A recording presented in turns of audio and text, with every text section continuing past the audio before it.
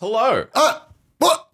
You didn't warn me. You didn't tell me you were recording. What do you mean I didn't warn you? You didn't warn me. You didn't say, Benjamin, I am recording.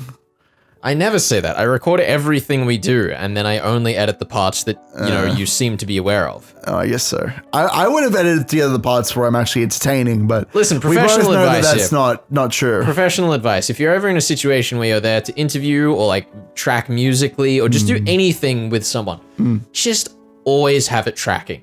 And then if gold happens, at the end of the day, you say, hey, I was recording when this happened. Is it okay if I use it? For sure. Because it's always like you sit down, you do the interview, and then you're chatting afterwards. Yeah. That's when the gold happens. For sure. Like, and some people will be wise to it if you do repeat interviews with them, and it'll kind of change the way you interact with them a little bit. Yeah. But for the most part, it pays off. Yeah. I did an interview with Matt Sainsbury of digitallydownload.net, which is a terribly weeb site that I'll never go to again. But I spat water on my mic. Got him, ladies and gentlemen. But the chat that I had was basically about Edgar Allan Poe, who is the best Japanese author. But I basically wanted to sort of engineer the conversation towards Persona, because I knew that this guy had played all the Persona games and really enjoyed the Edgar Allan Poe influence. There's a character called Akeshi, Goro Akeshi in the story. It's a very clear XP, although he acts more like Lupin, which is another character that I'm not really familiar with. Wait, what does XP mean again? I know this. XP, I hate explaining it. XP is where you it's like an obvious copy of another character, but usually remixed. Yeah. In a certain way. It's like a copy of a character from another work into this a different work, or even the same work sometimes under specific circumstances. Exported character. Yeah, apparently. that's what it's called. Exported character. But yeah, we talked about Persona, which was great. I'm really glad that made it into the final cut of the episode. But after it ended, he literally was like, "That was so much fun. I'd love to come on and chat again." And I was like, "Yeah, I mean, obviously not about Rampo in particular, because we've already got someone else lined up for next week, but maybe for another story." And so he literally was like, "Maybe you could do this story, or maybe you could do this story." And he literally was just I was just writing frantically down all these names of authors that he was suggesting. So I have this giant list. And he then... Was Seiichiro Matsumoto's Points and Lines... No. I mentioned Points and Lines to him, and he was like, I'm familiar with the author. He said one of his other books, but he did not know what Points and Lines was. I'm still mad. Which is very weird. I'm still mad that Points and Lines has become so hard to track down. I know. Let me know when you find it. Will do. But yeah, essentially what we determined by the end of the conversation... because it was so off topic, it wasn't going to be used for the interview, but we determined that if we ever need someone to come on and talk about declining birth rates and super stimulation and Beatles fucking beer bottles, those are all things that he's experts on. If you know what I'm talking about, you know what I'm talking about. Excellent. I mean, I could tell you. You've told me. I just had to play it up for the cameras. No, I mean I could tell the audience. So basically what happened was that there were these beer bottles being littered out in the bush, and because the way that at least in Australia we make them, they all have little sort of ribs or bumps and things in the bottom of the bottle just to make it easier to grip. Basically there was a specific breed of beetle where the males thought that those bumps was like a lady beetle, and so this beetle was going extinct because they literally could not distinguish the two, and they preferred going to town on these bottles rather than finding an actual other beetle to have little beetle babies with. And so the company that was making these bottles literally had to change their entire design because they were they were criming. I don't know what the term is, but they were endangering the species due to negligence or whatever. And obviously it's a little bit more complex with a human being, but it's not that dissimilar to what's happening in Japan with the way that they're I don't even know what to call it, their sex industry and their the technologies that they're creating. I literally saw an ad. I want to tell you, this is insane. There was an ad for a virtual... This is a lot of anecdotes. I have a lot to get out of this episode and last episode, but there is a virtual device. It's like a visor, right? It's like the, an Oculus Rift or whatever that you put over your face, and there's like a robot arm attached to the visor. And the visor shows cute Japanese girl being all, I'm going to feed you food. And then the robot arm holds the food out in front of your face. And you eat the food. And she's all, good job on eating the food. And there's like different routines you can set it up as, where like there's one in which the girl like pretends to give you the food, and when you go to bite it, she pulls it away from you. I guess there's like motion sensors. And in the ad, this is the most insane part. In the ad, there's a bit where there's two guys, and one of them has the thing on. He's like getting fed by this fake girl. I would say anime girl, but she's like a real Japanese woman. And she's like feeding him. And the guy is like, who doesn't have the headset on, is just watching like enthralled at this scene. And the guy like takes the headset off and it's like telling his friend about what a great experience it was being fed by this fake 3D Japanese girl. Anime was a mistake. It's not even anime though. It's a real person. I don't know how it works. I don't know. I don't know how much it is, but I don't know what it's called. I just remember seeing the ad and being like, whoa. That's why I shouldn't use VPNs. Just don't do it, guys. Oh, that's why you got the ad, Ben. I see. It's true. And it is really genuinely weird. Like, on YouTube, like, you can do the thing where you, like, hit the ad and you say, like, I don't want to see this ad because it is one of these three things. It's, like, irrelevant, inappropriate, or repetitive, I think. Yeah. And they're like, we'll just give you another one. I do that all the time. I have hit, like, one of those three things on so many different types of ads, and it's weird how, like, that has gotten my ad recommendations further from anything I'm interested in. Let's be clear, I'm the kind of person who I see an ad, I'm less likely to buy your product. I feel that. Almost in defiance. But it's like, it's just, the algorithms and the way that things are sold to people and the weird shit that shows up is disturbing to me. Yeah. I'm done with it. All right, I want to do some Higurashi. This is too many anecdotes. I want to get back to things that I'm okay with instead of like... Only okay with. I get it. Let me have a drink real quick and then I'll be ready. The lid wasn't screwed on properly. Well, whose fault is that? That's my fault. Oh, good. It's fine. It didn't leak out or anything. It was just like a little bit of a little chugginess, a little bit of bubbles in it. It's all good. Hanyu was already grown used to being around us since Rika-chan and Sadako are her age. Her age, pause for effect. Yeah. She's become especially close with it. Well, one of them's an ancient immortal being, and the other one's a 100-year-old time traveler, and the other one is on drugs all the time. So, yep. You know. Similar ages. Similar life experiences, really. Of course, Renner and me are looking after her too, said this character who is speaking right now. Renner told me something the day Hanyu joined the class. Well, she said that Hanyu had been close to us for a long time and that she's been watching us play. She always wanted to join us. I still can't remember seeing her before, but somehow I can believe it. Hanyu's accepted all the things that surprised me at first, as if she knew about them all along. She knows everything about us. It's kind of creepy. It seems she's truly excited about finally being able to join in. It's like when you watch a Red Letter Media episode about a movie and then you go and watch the movie. And so then you're like really excited for all the bits that you know are going to happen, but you still get genuinely excited about it. Shout out to Bill and Ted's Excellent Adventure. Oh, is that why you were predicting everything through that movie and framing it as though you were just actually predicting it? I don't know if I was deliberately trying to do that. That's how it felt. That's how it felt. I'm a little heartbroken. I'll let you know. I'm sorry. I shouldn't let you know. You've seen behind the curtain. That's right. The mirror is shattered. Yeah, that's right. I promise I won't do it again, probably. Hanyu's definitely part of our group now. She sure is. It almost feels like she's been one of us this whole time. That can't be true, though. Oh, maybe it is. Oh my God. No, it is. She's been by our side all this time. Are you saying that now, too? Renner told me that a couple of days ago. Is it just that I didn't notice? You're the only one out of the loop. It's because you're dense, Keiichi. Meep. Star. Fine. So what if I'm dense? Meep.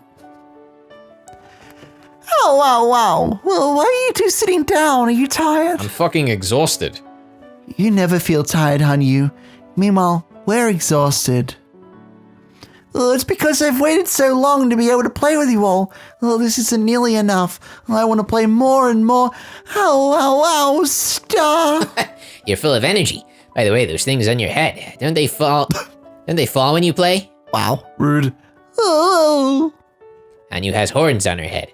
I thought that it was a hair accessory of sorts, so I didn't want her to lose it while playing. I was going to offer to hold it for her while she ran around. But Hanyu's face clouded over and she apologetically held onto the horns. Damn it, Hanyu. Keiichi, Hanyu can't take them off. What, are they being like screwed in her skull or something? That doesn't seem very safe. Oh. Sorry about that. Is it strange to have horns? No, not at all. I think it's very cute. I don't think that's a mutually exclusive condition. You're not wrong. Yeah, Kei-chan even has a horn between his legs, don't Hey-o! you? Oh, it's hard and curves back. You don't want to make the sound? You made the sound and I was so startled. How? What kind of horns between his legs? What kind? Renaissance Punch is the one thing I can't follow. Are you quite alright, Mion-san? There's a depression in your face. Everyone laughed except Hanyu, who didn't seem to get it. I shouldn't have said anything. I bet she doesn't like to talk about her horns. It's fair enough. But if I try to apologize, I think things will get even more complicated. As I thought about what to say, Rena took the girls over to the shrine gate. Thank you, Rena. Diffuse the situation. Just leaving only Keiichi behind. Yeah. He just looks around. He's like, where'd everybody go? Why am I being ostracized in the group? Who turned off the lights? What did I do wrong? Everything, Keiichi. Don't worry about Keiichi. Hanyu tries not to let it bother her, but she hasn't had enough training. Meep. So she doesn't like to talk about them, huh? Sorry, I'll be more careful. Hanyu came to Hinamizawa a very long time ago. Oh, she did? No wonder she knows so much about the village. I don't know where she lived before she came here. Is this a backstory thing? Oh my god. Oh no. Are we getting some exposition? After we were so complimentary of what happened last time. It was so punchy. I asked her once, but all she said was it was a place I wouldn't understand. Wait. Oh shit. Is this all right? Ricard? Yep. Here we go. Here comes Ricard. Hey! Sorry, I meant to scroll up, but I accidentally scrolled down because I'm not using a scroll wheel. Here we go. I asked her once, but all she said was it was a place I wouldn't understand. Hanyu said that she, or rather, Hanyu's people, couldn't live there anymore. Hold on, actually, wait. What? So is what are left? You doing? What left are you is why is left scroll down? Why did I map it this way? I don't know. Is this the vision novel setting? Oh, you know what I did? Did you remap something? Yeah, I remapped all of this. For ease? I think I set it so that all of the controls I need are on the right-hand side. You need to get good at controller remapping. You do that thing where like you set it so it auto scrolls between all the buttons and you just go and it's like all set in like 3 seconds. Have you seen that shit? It's amazing. What are you on about? In like emulators, you can flip there's a setting you can turn on where like, you know how you see like all the controls on the screen and it'll automatically, when you hit the A button and it'll go to the next setting and it'll like automatically go through them. Are you familiar with that at all? No, not at all. Well, that's unfortunate. We should show you an emulator sometime. But yeah, it's a very handy setting. It means that if you're practiced enough, you can set up a controller rebinding in like 3 seconds. It's very clever. Interesting. Anyway. They looked for a new place to live for a long time. They traveled a very long way before arriving in Hinamizawa. There was a beautiful swamp in their area, and that was exactly what Hanyu's people were looking for. But there was a village nearby where people lived. To show respect to the original inhabitants of an area was law among wandering demons, I mean people like Hanyu's. Her clan decided to live peacefully and coexist with the villagers. However, their attempts to coexist didn't go so well. The villagers were too childish and immature to accept these newcomers. They strongly rejected them with knives and caused a terrible, no good, bad disaster. No good, terrible, very bad disaster. That's the one. What's that from? I actually don't remember. Zeus? I feel like it. I don't know actually. Look it up. Hanyu said she took their form and descended upon this land in order to subdue the disaster. However, she just couldn't hide her horns. The forbidden ancient documents. Okay. The forbidden scripts say that Hanyu descended into the Furude Shrine, appearing as she does today. It also states the following exposition. Hanyu's people can't live anywhere other than this village. They can also only live by coexisting with the villagers. Oh, apparently it's just the entire name of the book. Is it Dr. Zeus' book? I don't actually know. No, it's a book by... The No Good, Terrible, Bad Day. Viorist? What? What's the book about? What is this? How do I know this name? I don't know. I don't even know, dude. I'm gonna have to come back and do some research for next episode. That's my homework. Also, I got it wrong. It's terrible, horrible, no good, very bad day. Well, there you go. They can also only live by coexisting with the no good, terrible, bad day villagers. The Furude Shrine's priests once rejected them, claiming that coexistence was impossible if mixing with the wandering people's blood caused the villagers to become demons. I would continue to do that. But the young heir of the Furude Shrine fell in love with Hanyu, and when their child was born, the priest had to reconsider. I'd forgotten. Similar age, pause for effect. No. Well, here we go. I'd forgotten the secret love plot in this backstory chapter. Oh, wandering people who cannot hide your horns. If you wish to settle in this land, if you wish to settle with our blood, then I shall consider granting your wish. However, as the demon's blood mixed with the villagers, it became hard to tell who was human and who was demon. We had some kind of mixed race on our hands. The villagers began to cast suspicion on one another, haunted by that paranoia. Unless all of that was resolved, coexistence would be impossible. For you and us to coexist, we must lay down several laws for us to follow. They will be very strict indeed. I am very, very sorry for imposing these upon you who have lived in peace until now. However, as long as those rules are followed, the village will be free from demonic disaster. Demonic disaster? This guy is just a huge ham. Very well, the rules will be followed, but much blood has already been shed in the village. The anger, sins, and corruption people bear cannot be cleansed. No, the one law of the human world is that sins are atoned for with life. I see. If you say it's your way to let someone take on all responsibility and bury the sins with him, then we'll do that. However, wouldn't people end up pushing This is very high concept for this ancient Japanese person. Wouldn't people end up pushing responsibility on each other because nobody wants to die or admit that they're crazy? Exactly. That's the ugly demon in the world of man. No one will accept their own sins, but only foist them onto each other. Since they can only clear the balance with their lives, everyone refuses to pay, and the sins just keep adding up until Tepe dies. Without cleansing them, they stagnate, and people cast them upon each other forever, doubting each other and passing them around.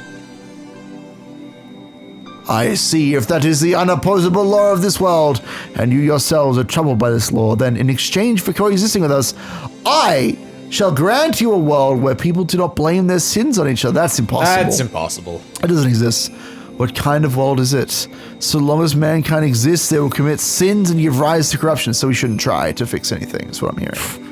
We shouldn't try to fix the backstory systems. behind that comment. No comment. No further elaboration on that one. Legitimately. How could all that be erased without foisting it onto some minority group? Let me bear all the sins and corruption born from man and purify my soul. Let all sins rest not with man. If they are born upon myself, then man will not need to force them on each other. What are you saying? Are you really going to make yourself into a sacrifice? Someone has to take on the sins, otherwise they would be cleansed. That's the law of your world, isn't it? A different ancient document also states the following. Of course, it's a forbidden one too. Many documents are forbidden, especially ancient ones. This is the beginning of the document. This isn't like the preamble. Yeah. Only the head of the Furude family is allowed to read it. Nobody else, not even the other heads of the three families. It tells that unrest grew in people's minds, that the villagers' evil hearts collected in the swamp and gave rise to demons. The Furude Shrine's priest explained that the root of all evil is the demon god of the swamp and led the young villagers there.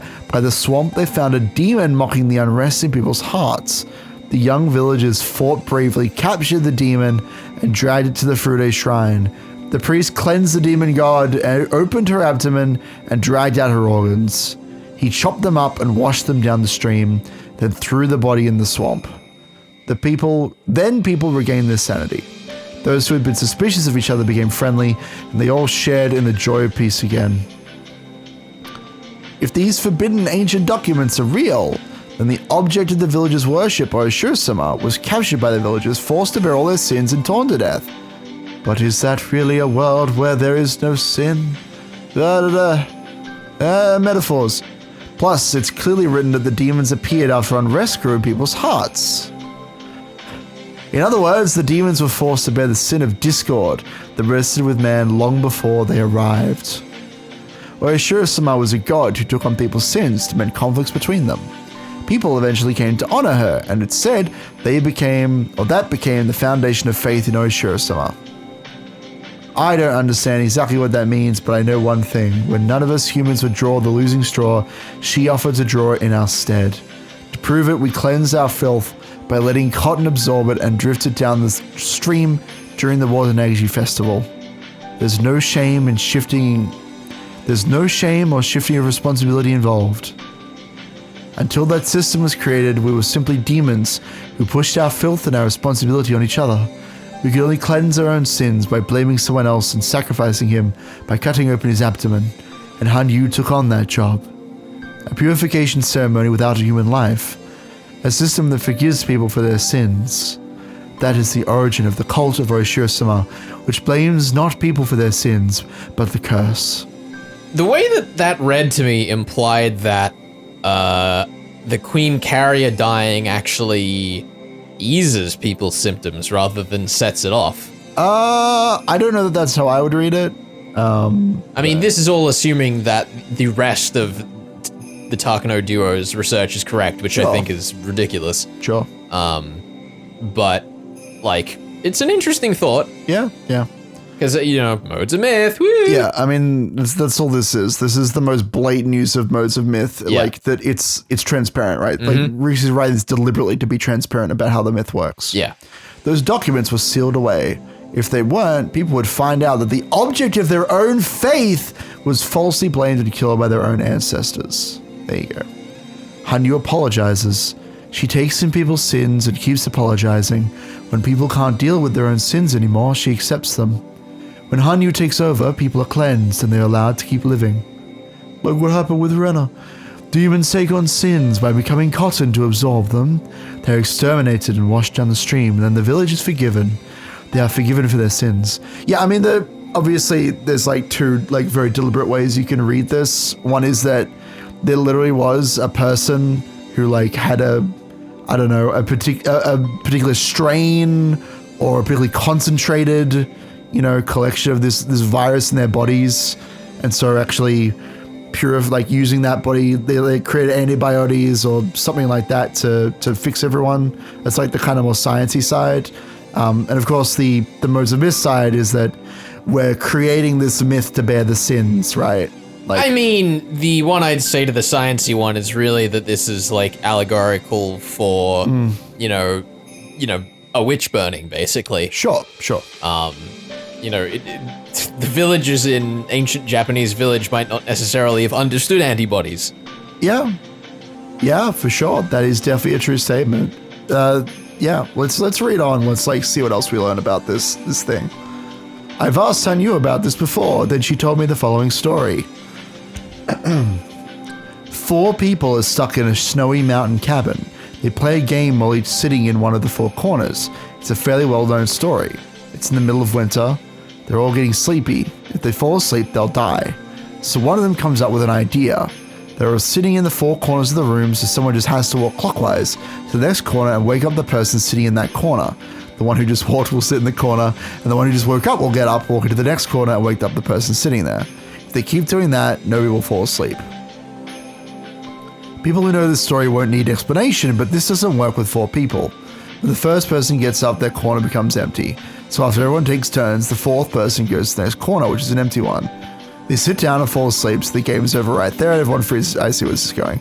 In other words, to play the game, you need more than 4 people. You need 1 more person in order to be saved. Or you need to understand geometry and just go an extra short distance? No, well, the point is that because these people are like not at full faculty, so they get to the empty corner and be like, oh, a nice place to sit down. Yeah. So don't worry, I'm poking holes unnecessarily. I do understand the game. Yeah, but I do like the metaphor being used here. It's fairly like straightforward stuff. I assume the point we're going to make here is that, you could have everybody taking turns, going around the room, or you could have one person stand up and wake everybody up, and then they would be the one doing all the work. Yeah. Because that's the implication. So you need more than 4 people. You need 1 more person in order to be saved. People usually tell this as a ghost story. They usually say that this was actually a group of 5 people. 1 was already dead, and thanks to that ghost, they were able to continue living until the next morning. But Hanyu once told me that she's like that 5th person. She can make everything run smoothly by joining a circle of people then. It's very similar to how the telephone game in the mountain cabin manages to function without breaking. Hanyu can complete a circle that can't be realized by people alone. Then those people can live peacefully. She's an existence that completes a circle. Is she bothered by her horns because it reminds her of the time when she was called a demon and punished for the sins she took in?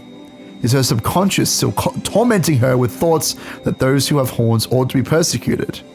Some shit. She was born with those horns. She was hated and abused because of them. Really? I definitely shouldn't have said anything, huh?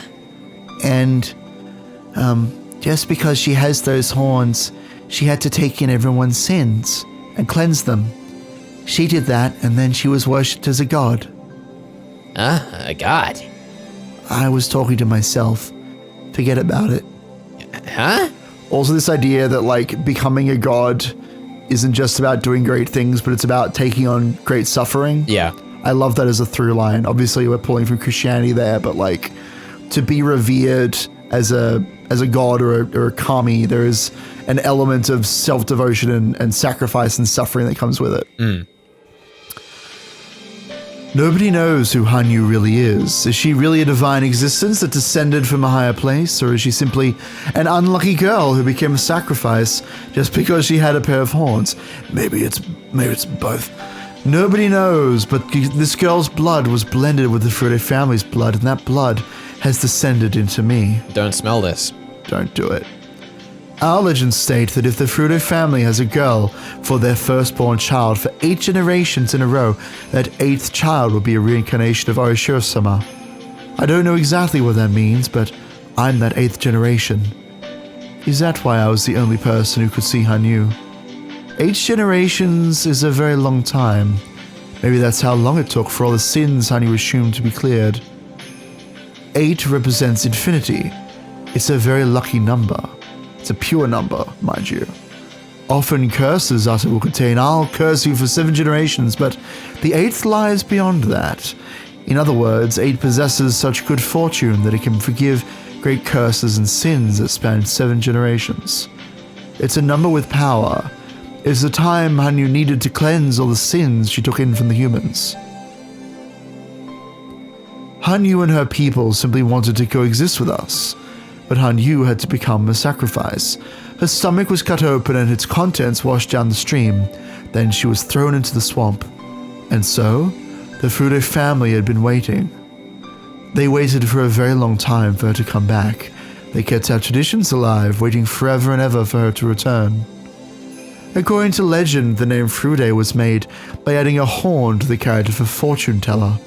It's madness. The Furude family rose when Hanyu's bloodline was combined with that of human beings. Hanyu is the ancestor of the Furude family as well as the mother of us all. Mother to us all! Okami.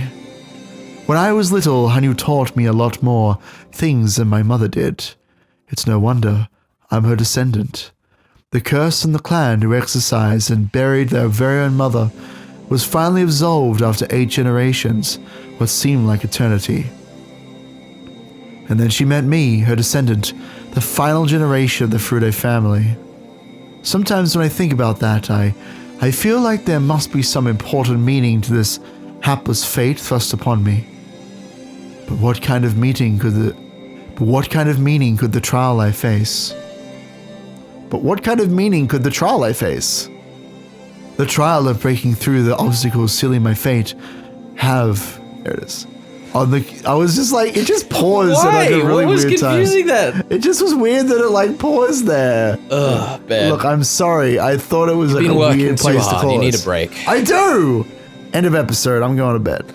Have upon the curse that plagued Hanyu and the Frude family for over a millennium.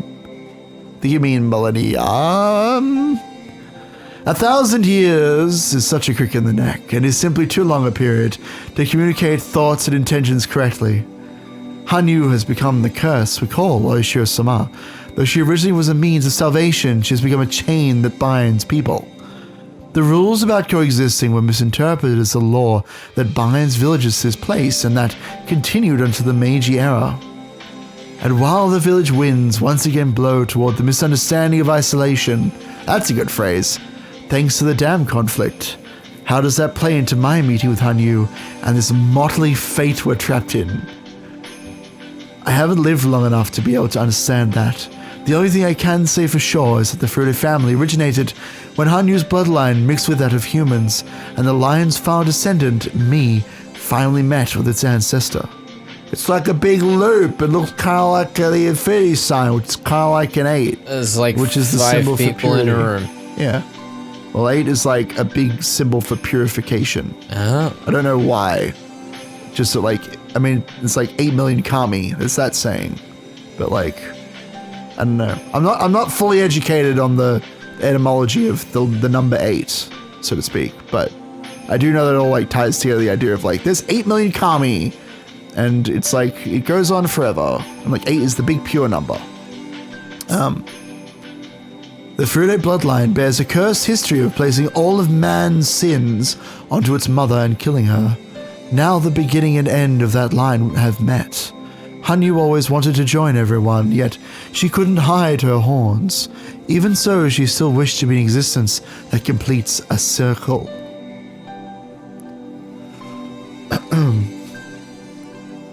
It's a child's job to bury their parents. Do you want to be... I don't know who these Neither do I. are. But mother... But mother, I've never heard it's a child's job to kill and bury their parents. Don't ask, child. I'm not human.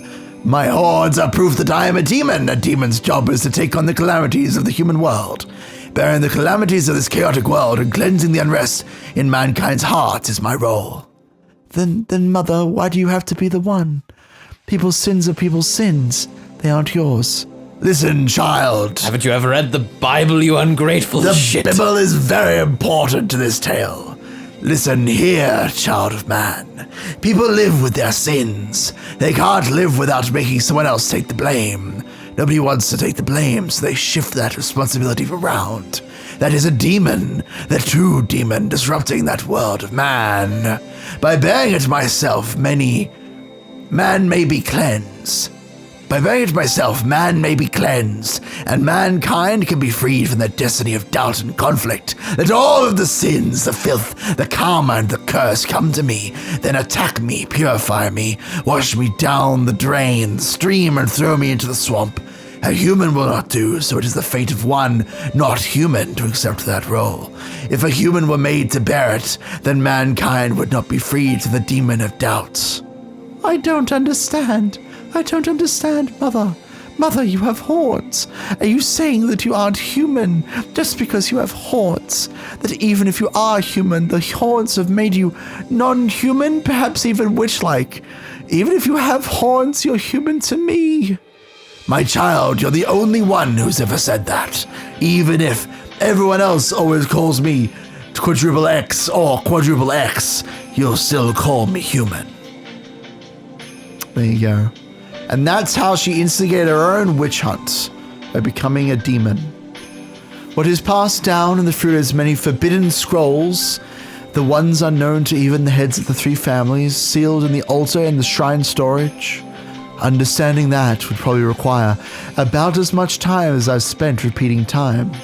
Yet once you understand that, perhaps you'll better understand the smile Hanyu wears as she innocently plays with everyone. Ah, are you okay? I heard Mion. You heard I Mion? heard Mion yell with surprise. Something must have happened. Something is afoot. What is it? What's going on? Hanyu-san tripped and tumbled down the hill over there. Oh, what a klutz. Hanyu-chan, are you okay? She rolled beautifully, but I hope she didn't sprain her ankle or anything. Let's go look. I admire her technique in damage control. Hanyu had been playing on the slope and tumbled down it. There's a road just below the slope. Mion and the others went down the stairs to get to her. Let's go. I hope she isn't injured. What if her horns just broke off? What if that was like the metaphor? Ah, it's the killer! And her goofy sidekick. Sidekick? I guess. When I got there, I saw Tomitaki Flash-san and Takano-san. More like unwitting accomplice. They were taking care of her. Ah, what happened? We just saw her roll down the hill. She did tumble beautifully, though. God damn it. But I think she hit her head, so I'm sure she'll get a bump later. Make sure you put some ice on it, okay? Hanyu. Can you hear us? Look, how many fingers do you see? None. What color None. are my fingers? Oh no, we're not bringing out the ham hands. The ham hands. The ham hands have returned. She sounded disoriented, but didn't appear to be injured. What a relief for everyone, especially Takano. I bet she's just feeling dizzy from rolling. Toad's like, can I take her away and like study her real quick? I promise I'll bring her back in at least one piece. I thought you were about to say what, like one timeline. I was like, whoa. No, I was Slow gonna, down. No timelines here. No timelines. Oh, I'm glad you're not hurt. Ah, just think though, how lucky of you to have a nurse waiting for you down here. What perfect timing. Well, when I'm not working, I'm a wild bird photographer. Right, Jiro-san? Cute. Well, yeah, I guess. An Amazawa kid would never get hurt from something like that. I don't know if that's true. In other words, you're already one of us, Hanyu. Oh, God. Hanyu-chan, is that your name? I've never seen you before. I knew you around here. Are you some kind of god? Yeah, she is. She transferred in just last Monday. Monday? What? She's posh. You're not wrong. Look, fine, if you want Monday to be like her thing. She's all, I gotta get undies on Monday. I did it accidentally, but you know, I'm gonna lean into it now. Please do. What are these? How peculiar. Are they some kind of toy? Takano-san tried to poke at one of Hanyu's horns. They'd be an interesting hair accessory if they were an accessory. That's what's cute about Hanyu-chan. Please don't touch him, though, you bitch. Oh, is that so? I don't think they're that cute, though. After all, they just look like a monster. What? A monster, don't they? What was that? Fucking woken the dead. Suddenly, Hanyu moaned as if suffocating. That was abrupt and startling. Wow, Takano, you're the worst. Takano, Hanyu isn't a monster. Don't ever say that again. Ah, that's right, Takano-san. That was very mean of you. Sorry, I didn't mean to be rude. Rika-chan said it rather firmly. What? I'm sure Hanyu doesn't want to hear that word. Why does it need to be switched? Sometimes Takano-san says things in a derogatory way without realizing it herself. I guess there are things you can't or shouldn't say. Hanyu was looking at Takano-san with a complicated look on her face. Damn. After seeing that expression, Takano-san realized she might have hurt her feelings. She apologized and left with Tomitaki-san. Oh, yeah, okay. Let's do this. Let's do this shit. Are you okay, Hanyu? You landed beautifully too, so you're not injured. What could be wrong, Hanyu? What have you realized? Oh, shit. Rika, that person. Oh. Her, that's Takano. I think... I don't know. I think this is Rika. I just, 'Cause can we she's just literally- take 5 points Yeah, for just this take 5 garbage? Takano. Let's see what happens. Hanyu repeated Takano-san's name. All of a sudden, I grew worried that she hit her head or something. Okay, so it is still Keiichi. No, Good. we're on point. We're on point. I still want points We're still for it. keeping It's a those mess. points because it was frustrating. Hanyu stood straight up and grabbed Rika-chan's collar. Rika! Oh, it's Takano! That's right, she's Takano. No, Rika! Takano, did you remember? I know, Mio Takano, right? From the Irie Clinic. You can't remember! I'm sorry, Hanyu. What are you talking about? Rika, this can't be. This is the last one. The last one. She finally imprinted herself with the true enemy's name while enduring the pain of her stomach being cut open, and yet she can't remember. Rika Furude has failed to inherit the memory of the fragments. She didn't inherit the memory of the fragments, Felix! This is a problem for reasons. Yeah. God, that was weird. It kind of took a moment to sink in there. I thought she was just being dense like everyone else always is. Yeah. Oh, that's bad. How do you feel about that chapter end? Before I say anything.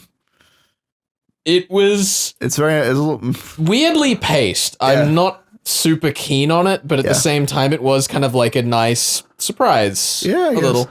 I like that Hanyu has to like remember that it's Takano, that she like gets like snapped out of her days because like she's here having a good time. Like finally, I can hang out with my best friends ever who didn't even know I existed. Except for Rena and Rika. So really, only like half of them didn't know I existed. Whatever. And then she's like snapped out of her days because we have to actually finish the story, right? I like that. Are we gonna do something stupid here, like establish that this is actually the first loop for everyone else? I don't think so. I'm okay with saying I don't think that's a thing. I don't even know if you know. I'm gonna say that I know. I'm gonna say no. Spooky. I feel like that's a thing I can quote I can't unquote believe you're spoil. spoiling things for me. I know, Ben. I'm Honestly, ruining the such story. a disgrace. I'm a disgrace to the profession of mystery companion, whatever. I'm a disgrace to the what's her name. Yeah, I don't know. I thought that was a little bit of an awkward ending for sure. Yeah. Like clearly it was trying to impress like, oh God, Rika doesn't remember even though she put such a lot of effort into, because she had the whole scene where she was like, no, I don't want to. remember the scene, I yes. don't want to take the chloroform so that I can remember you murdering me. But like she doesn't remember the pain either, so that sacrifice is moot. Yeah. So it's like it's a bit of a weird equivalency that Rika's trying to draw there, I guess is the thing. I'm really torn on it because like it wasn't like an oh shit moment, which I feel it should have been, but at the same time I wasn't like, oh well this is dumb. It kind of was weirdly like, in the middle okay, for me. Yeah, it's just kind of like, okay, this is a plot beat that I guess we're gonna have to deal with in the future, but in the moment it definitely feels weird. Anyway, I've hidden it from your screens, but on mine I see Oishi, and that means I think we should next time Next time we'll get to have more Oishi.